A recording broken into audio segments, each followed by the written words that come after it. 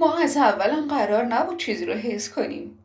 حتی قرار نبود به هم نگاه کنیم. چه برسه به اینکه توی سکوت بین دو جمله اسم همدیگر رو حدس بزنیم. این فقط یک توافق بود. ساده، بالغ و بی دردسر. نه وعده‌ای، نه آینده‌ای. نه حتی خاطری که ارزش نگه داشته شدن داشته باشه. اما بعضی توافق‌ها درست همون جایی میشکنن که آدم فکر میکنه امن‌ترین نقطه است. اون شب هیچ چیز از کنترل خارج نشده بود. حداقل این چیزی بود که دوست داشتم باورش کنم. سلام به همه دوستان و همراهان همیشگی کافه داستان. امیدوارم که حال دلتون عالی باشه. امروز اومدیم با یه داستان جذاب و شنیدنی که مطمئنم با گوش دادن بهش حس و حالتون رو خوب میکنه. همه چیز از یک گفتگوی ساده و کوتاه و حساب شده شروع شد. نه صمیمی، نه سرد. هر دو دنبال تجربه بالغ و بی‌تعهد بودیم. وقتی وارد اتاق شد، چیزی توی نگاهش بود که حس امنیت میداد، نه هیجان. همون حس از همون لحظه منو نسبت به تصمیمم مردد کرد. قوانین رو با صدای آروم مرور کردیم. بیشتر برای حفظ فاصله تا شفافیت. هر جمله قرار بود مرزی بسازه، اما نتیجه برعکس شد.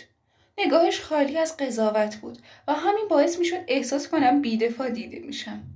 این نوع توجه خیلی زودتر از لمس آدم رو درگیر میکنه.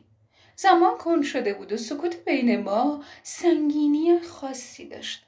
هنوز هیچ تماسی شکل نگرفته بود، اما فضا پر از انتظار بود.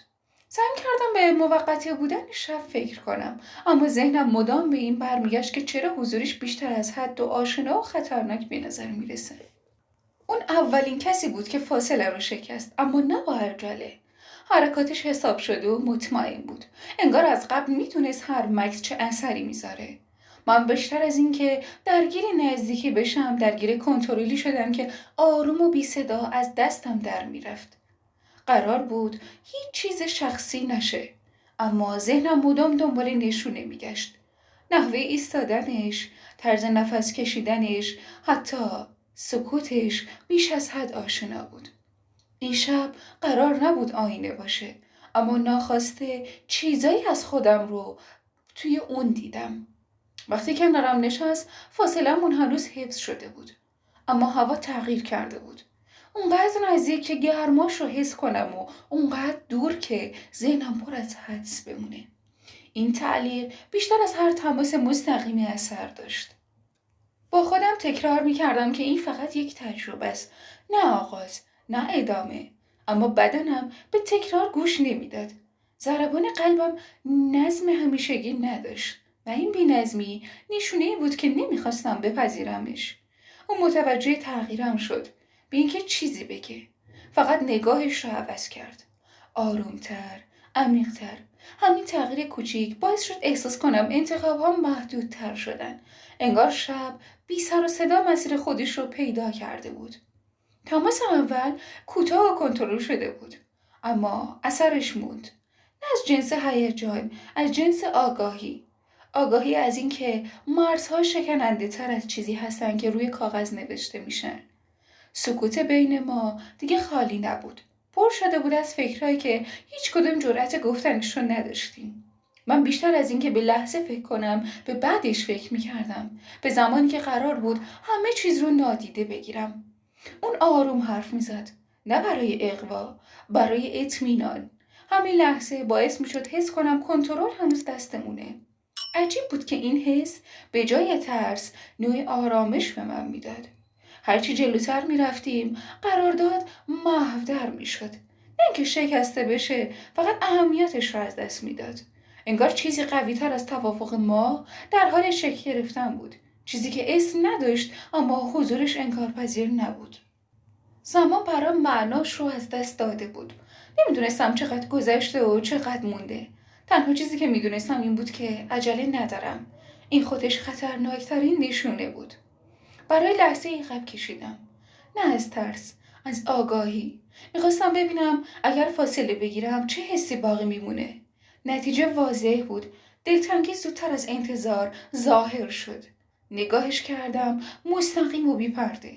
دنبال پاسخ نبودم، دنبال اطمینان هم نه. فقط میخواستم بفهمم آیا اون همین تغییر نامری رو حس کرده یا نه. جوابم رو بدون کلمه گرفتم. شب جلو میرفت و من دیگه به پایانش فکر نمی کردم.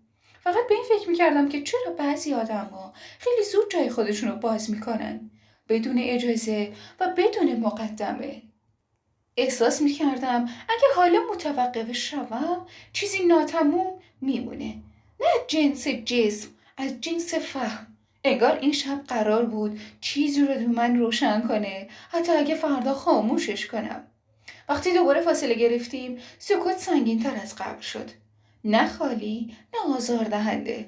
سکوتی که معمولا بعد از تصمیم های مهم میاد. اون گفت که باید کم کم آماده رفتن بشه. جمله ساده بود اما اثرش نه.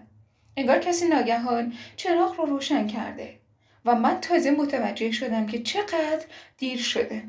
جمع کردن وسایل بیشتر شبیه مراسم خدافزی بود تا پایان یک شب. حرکاتم کند شده بود. نه از خستگی، از تردید. تردیدی که نمیدونستم به کدوم سمت هل میده. تو آستانه در برای لحظه ای مکث کرد. اون مکث کوتاه بیشتر از تمام شب ذهنم رو درگیر کرد. بعضی تصمیم ها درست همونجا گرفته میشن. توی سکوت بدون شاهد. هیچ شماره‌ای رد و بدل نشد. این هم بخشی از قرارداد بود. اما وقتی رفت فهمیدم نبودن راه ارتباط به مراتب سخت‌تر از قطع ارتباطه. اتاق خالی تر از قبل به نظر می رسید. نه به خاطر نبودنش، به خاطر چیزی که جا گذاشته بود. حسی که قرار نبود نگهش دارم اما نمیدونستم چطور رهاش کنم. روز بعد زندگی به ظاهر عادی ادامه داشت. کار، پیام‌ها، صداها، اما زیر این عادی بودن فکری مدام تکرار می‌شد. بعضی تجربه‌ها موقت نیستن، حتی اگه کوتاه باشن. سعی کردم شب رو تحلیل نکنم. هر بار که ذهنم به عقب برمیگشت جلوتر هلش میدادم. اما بعضی خاطره ها سمیشتر از اون که نادیده گرفته بشن. شب که گذشت بدون هیچ نشونه‌ای، نه پیام، نه تماس، این سکوت هم آرامش داشت هم فشار. آرامش از اینکه همه چیز طبق قرارداد پیش رفته، فشار از اینکه دلم راضی نبود. توی 14مین شب درست وقتی تصمیم گرفته بودم فراموش کنم صدای زنگ اومد. بدون فکر، بدون حدس در رو باز کردم. بعضی واکنش ها از تصمیم جلوترن. اون همونطور ایستاده بود. آروم، مطمئن و بی توضیح. انگار هیچ زمانی نگذشته. همین عادی بودن قلبم رو بیشتر به هم ریخت. گفت که فقط برای چند دقیقه اومده. من خندیدم چون میدونستم این جمله چقدر بی‌معنیه.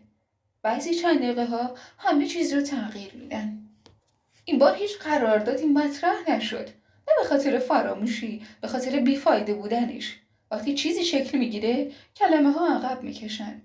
فضا متفاوت بود. نه هیجان شب اول، نه احتیاطش. چیزی میان آشنایی و اعتراف. این بار فرار سخت‌تر به نظر میرسه. من بودم که مکث کردم. نه از ترس، از پذیرش. پذیرش این که این رابطه دیگه فقط یک تجربه نیست. حتی اگر اسم دیگه ای نداشته باشه اون منتظر میمونه. این انتظار محترمانه و صبور بیشتر از هر حرفی اثر داشت. انگار انتخاب رو دوباره به من برگردونده بود. وقتی جلو رفتم میدونستم مسیر برگشت ساده نیستش. اما برای اولین بار این سختی ترسناک نبودش. بیشتر شبیه واقعیت بودش. شب دوم کوتاه‌تر اما عمیق‌تر گذشت. کمتر سکوت، بیشتر فهم. کمتر تردید، بیشتر پذیرش. صبح زودتر از قبل رسید. این بار رفتنش سنگین‌تر بود چون میدونستم این پایانش نیست، فقط مکث دیگه ایه.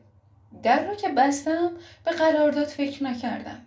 به خودم فکر کردم. به کسی که قرار بود بی احساس بمونه و حالا درگیر شده بود. بعضی رابطه ها از برنامه جلو میزنن. نه با هیجان، با موندگاری. آروم، بی صدا اما عمیق. من هنوز اسم رو نمیدونستم. اما دیگه مطمئن بودم نبودنش رو میشناسم. قرارداد از همون شب اول شکست نخورده بود. فقط به تعویق افتاده بود. چون بعضی شبها قرار نیست تموم بشن. قراره شروع چیزی باشه که جرأت نام بردنش رو نداری. اگه از این داستان خوشت اومده حتما لایک کن تا به هم انرژی بدی. یادت نره سابسکرایب کنی و اون زنگوله رو بزنی تا اولین نفری باشی که ویدیوها رو میبینه. اگه دوست داشتی لطفا ما رو به دوستات معرفی کن تا خانوادمون بزرگتر بشه. مرسی از حمایتت.